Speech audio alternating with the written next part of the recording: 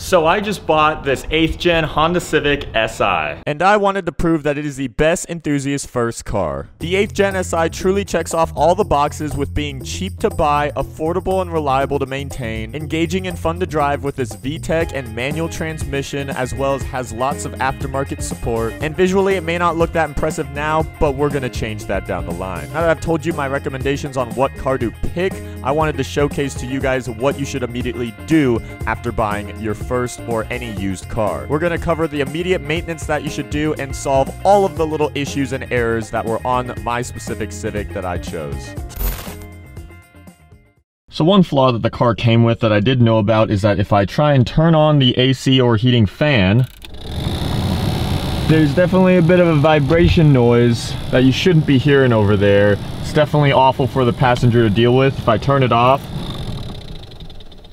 yeah, let's go dive in. What we'll need for this is a pry tool, a T20, and then a little 6mm socket. So the blower motor is down here, so we have to take this apart. I got that out of the way. Right here is the blower motor, so we first unplug the clip.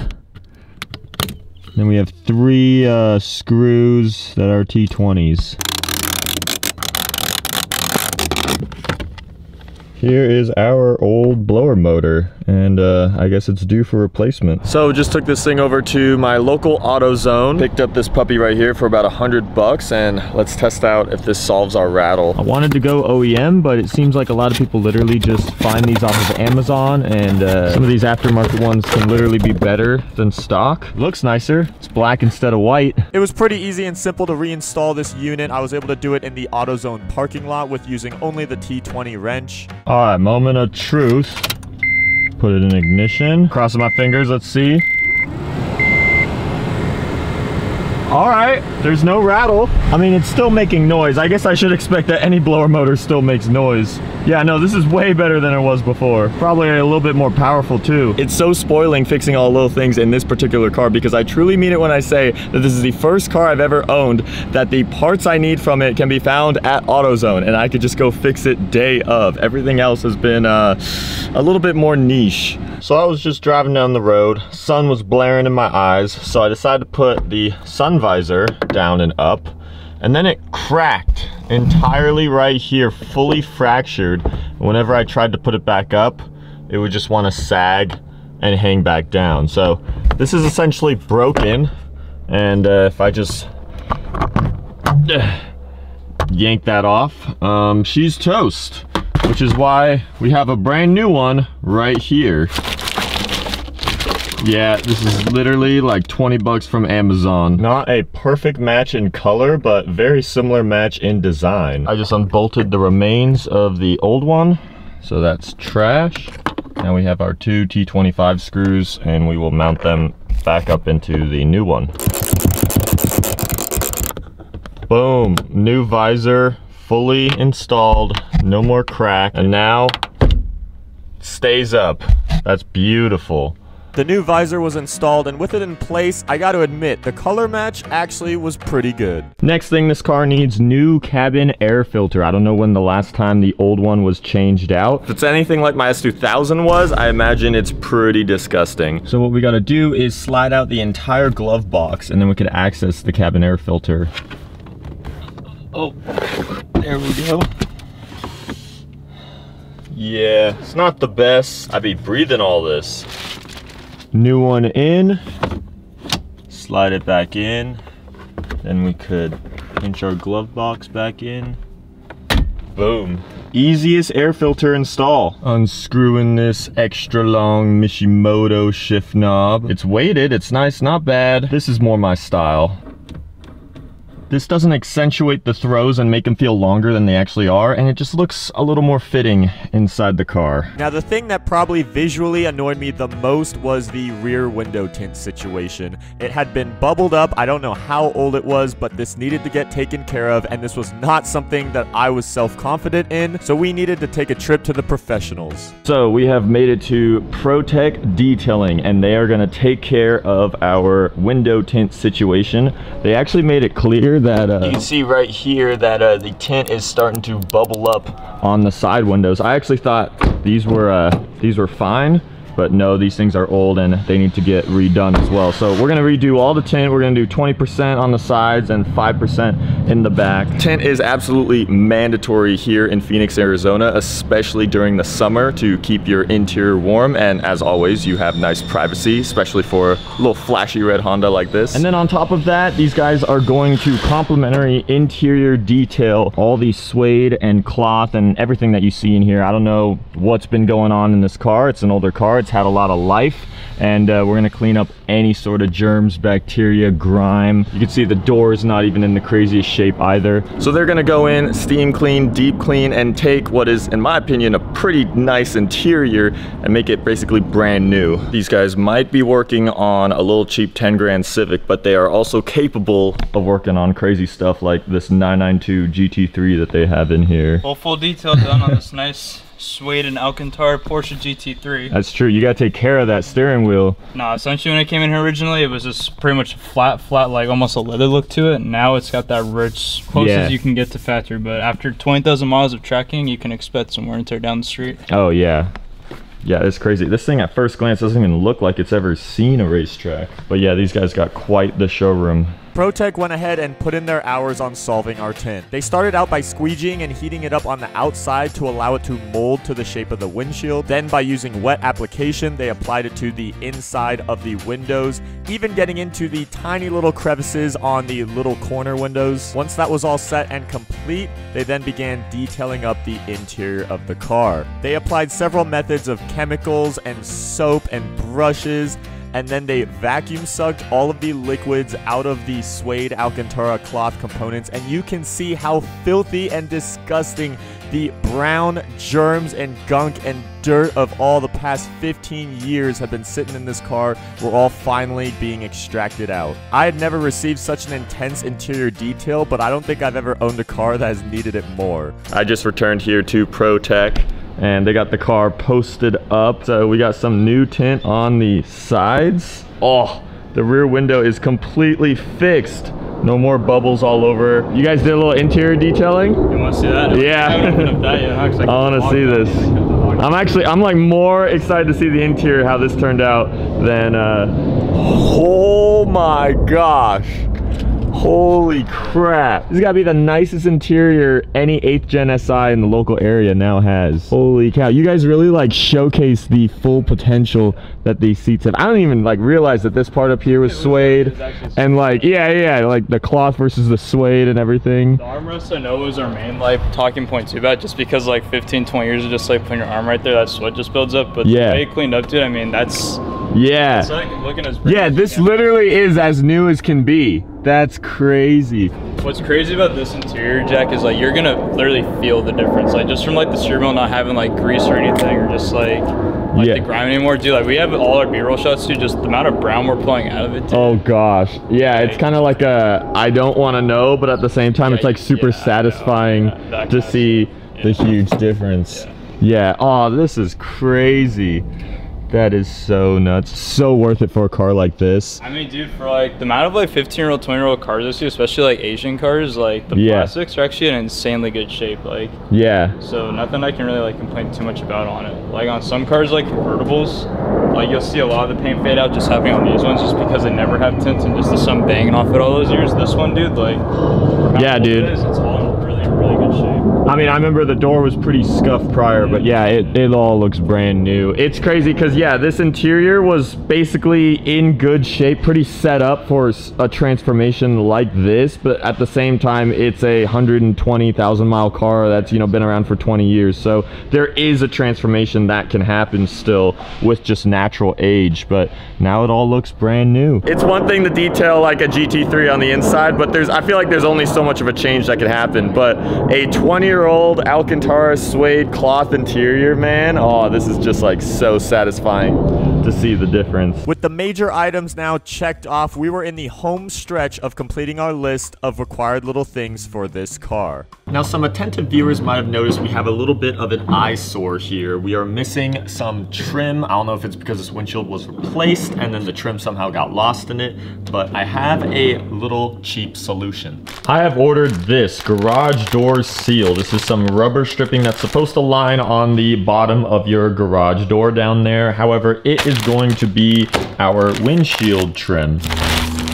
I laid out the strip along the windshield to see how much I needed to cut and began shaving down the rubber. The whole strip is a little bit too thick, so I am slicing it 1/2 inch thinner.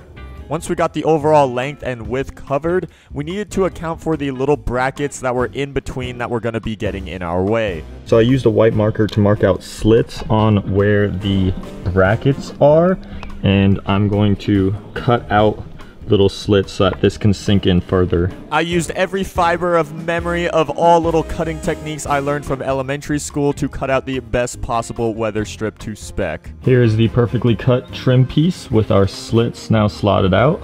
And finally, to complete the install, all you need to do is tuck in the piece. You don't need any adhesive, or there shouldn't be any bolting or drilling in. It should stay where it needs to be. I even used a little squeegee to help out the process. Just like that, we have brand new front windshield trim that was literally like 20 bucks off of Amazon. DIY. Now I gotta clean up some of this stuff. Now the last two things we're gonna touch on this car are two very important items that I think you guys should all do right after you buy a used car, and that is spark plugs and an oil change. So, first thing we gotta do to get access to our spark plugs, we gotta remove this windshield trim piece right here. We have our washer fluid sprayer cord still attached, so I'm just gonna tuck this up above. Now we gotta remove this piece.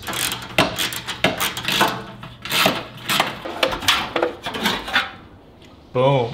And now we have access to our valve cover.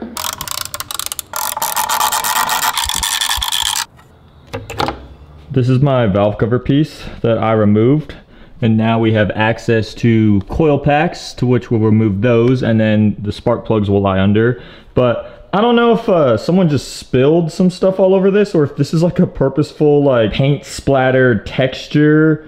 I don't know, but I might want to take care of this. I just took a little gander into my coil pack area, and I found that we are missing a bolt right down there. It wasn't there.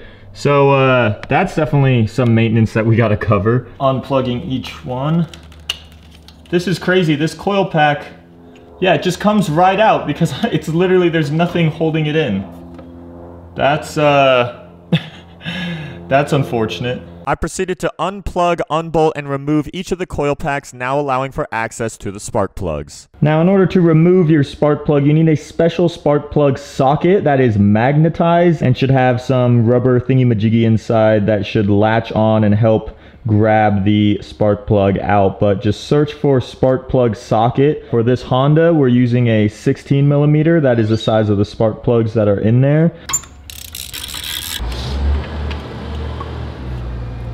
Here are the old spark plugs. I don't know how long these suckers have been in the car for. They look pretty used and abused, but I know that these things can last for up to 100,000 miles, and the car currently has 120. So yeah, who knows? But we are replacing them with some brand new NGK Iridiums. Iridium IX spark plugs. But check out, this is what they're supposed to look like when they're brand new. So you could definitely tell that this is a worth it maintenance thing to do, regardless on your knowledge of the car. You just never know. And so the motor is going to be in a lot better shape once getting these things in. Now, reinstalling your spark plugs, you obviously just got to do the reverse process. However, this socket comes in hand because it will hold your spark plug as it goes down, and you don't want to drop it or just slam it in there and ruin the end right here. If this bends or anything like that, it can malfunction the spark plug. So we got to be very careful. Carefully get her down in there.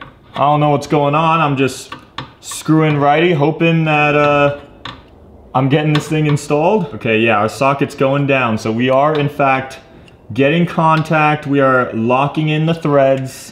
And now we just tighten it.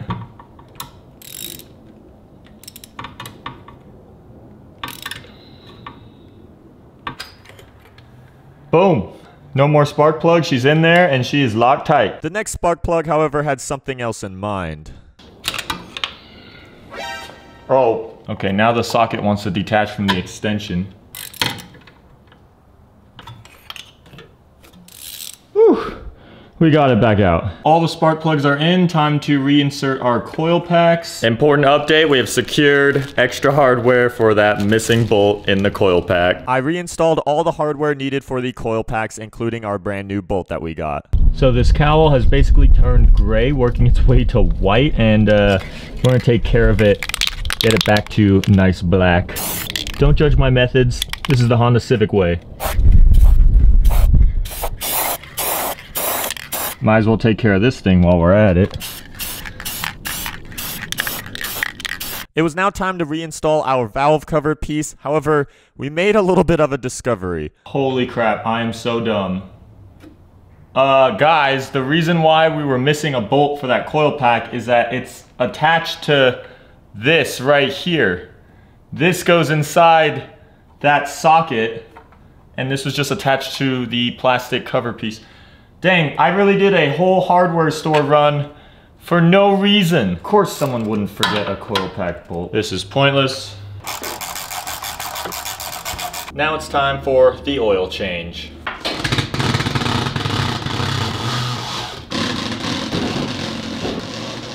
I'm gonna bring you guys on a little tour underneath the Civic Si so that we can see what's going on here with this oil change. Right there, that's the drain bolt. It's like a 17. Pretty easy location. Now for the oil filter, however, we're going inside the wheel well, and it is right there. Do you see that? Way tucked back there. Apparently it's a Kia oil filter that was last put on this car, but you can't access that easier from up above. My only option is to basically go in from underneath in the wheel well. What a funky spot. I honestly thought this was going to be the easiest thing ever, but I guess a little Civic is going to still put up a fight thanks to the K20 engine placement. We got our oil change started by first draining out all the old oil. After that, I began to attempt to remove the old oil filter, and somehow with sheer strength and my long arms wrapped through the chassis like a jungle gym, I was able to get access to it and unscrew. I think this is the first time I've ever hand loosened an oil filter. And it is honestly my only option that I could do with the placement of this. Oil filter is out. What we are going to put in is a K&N HP 1008. I always love the K&Ns because they have the socket at the end. So next time I do this, worst case scenario, I should be able to socket my way out of it. Now, of course, you guys know this wouldn't be a JackUltraMotive video without a mention of our partners from Pennzoil. They will be providing us the 5W30 Platinum that we will be using, only the best for this Civic. Say this thing takes about 4.6 quarts, although a lot of guys just naturally top it off to 5. Let's fire her up. She's got new spark plugs and fresh oil.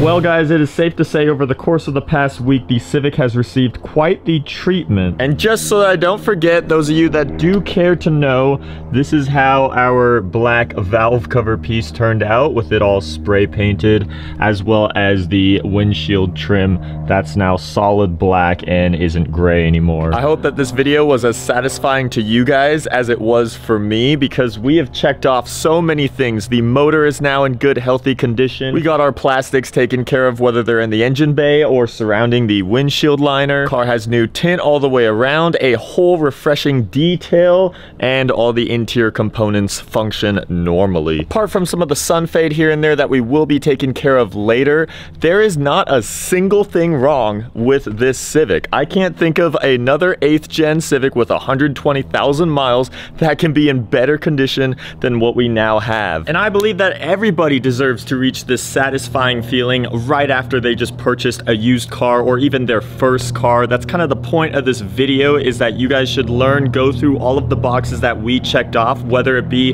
mandatory maintenance that you should do right after the car, oil changes, spark plugs, things like that, or just immediately jumping right in and solving the little flaws and the little issues that happen to come with the car. Because now you'll have a car that you'll get to enjoy for hopefully several years. I mean, especially in the case of this being a Honda Civic, I mean, I got a whole nother 100,000 miles now that I should be able to go. So we've now gotten the simple stuff out of the way. So the next video on this car, you could count on getting into the typical JackUltraMotive specials, maybe swapping out the wheel setup and getting into some actual modifications. So stay tuned for that. Thank you as always for watching. This is gonna be JackUltraMotive signing this video off.